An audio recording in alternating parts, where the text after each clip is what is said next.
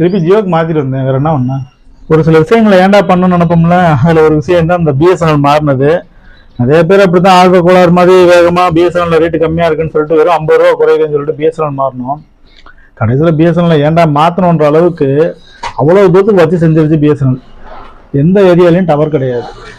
ஒரு இடத்துல கூட ஒரு நெட்டுக்காண்டி ஒரு சின்ன சிம்பிள், அதாவது ஹச்சு இல்லை ஒரு 4G இந்த மாதிரி சிம்பிள்ஸ் கூட நம்ம பார்த்தது இல்லை.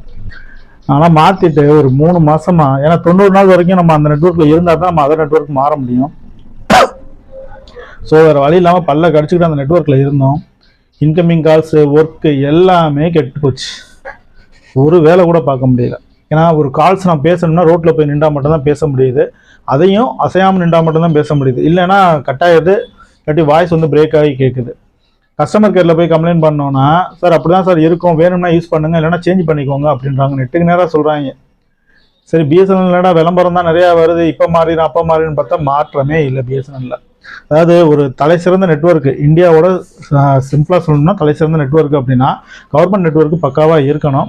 அப்படி இருக்கும்னு நினச்சி தான் நம்ம மாறினோம். கடைசியில் வழி இல்லை.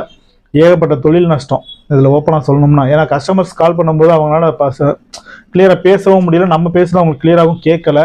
பாதி இடங்களில் நெட்ஒர்க்கே இல்லை, நோ சர்வீஸ் வந்துடுது, இல்லாட்டி ஈன்னு வந்து நிற்கிது. நம்ம பக்கத்தில் இருந்து கால் பண்ணால் கூட நாட் ரீச்சபிள் இல்லைன்னா சுவிட்ச் ஆஃப்னு சொல்லுது. இந்த லட்சணத்தில் நம்ம எப்படி அதை கண்டினியூ பண்ண முடியும்? அதாவது எல்லாருமே வந்து பிஎஸ்என்எல் வாழ வைக்கணும்னு தான் நினைக்கிறாங்க. ஆனால் பிஎஸ்என்எல் சாக அடிக்கிறது யாருன்னு உங்களுக்கே தெரியும். பிஎஸ்என்எல் கொஞ்ச நாளில் எப்படி ஆக போகுது இல்லை. இப்போ இடையில வந்து பார்த்தீங்கன்னா நம்ம ரத்தன் டாட்டா அவங்களுடைய மேனேஜ்மெண்ட்டில் டாட்டா வந்து எடுத்து நடத்துது அப்படின்னு சொல்லியிருந்தாங்க. அது ஒரு ஆறுதலான செய்தியாக இருந்துச்சு. விளம்பரங்கள் நிறையா வந்துச்சு, 4G அது இதுன்னு ஏகப்பட்ட விளம்பரம் போட்டாங்க. கடைசியில் பார்த்தா எந்த மாற்றமும் இல்லை. நான் இருக்க இடத்துலையும் சரி, நான் ட்ராவலில் இருக்கும்போதும் சரி, அடுத்த ஊர்லேயும் சரி, பக்கத்து நியரஸ்ட் ஏரியாலையும் சரி, எங்கேயுமே டவர் கிடையாது. ஓப்பனாக சொல்லணும்னா இப்போ 90 நாள் முடிஞ்சு திருப்பியும் நம்ம ஜியோவுக்கு தான் மாறி இருக்கோம். வேறு வழி இல்லை. ஒன்று ஏர்டெல் இல்லைன்னா ஜியோ, இந்த ரெண்டுக்கு தான் மாறுற மாதிரி இருக்குது. தயவுசெய்து பிஎஸ்என்எல் மாறுறதா இருந்தால் கொஞ்ச நாள் பொறுத்துருங்க.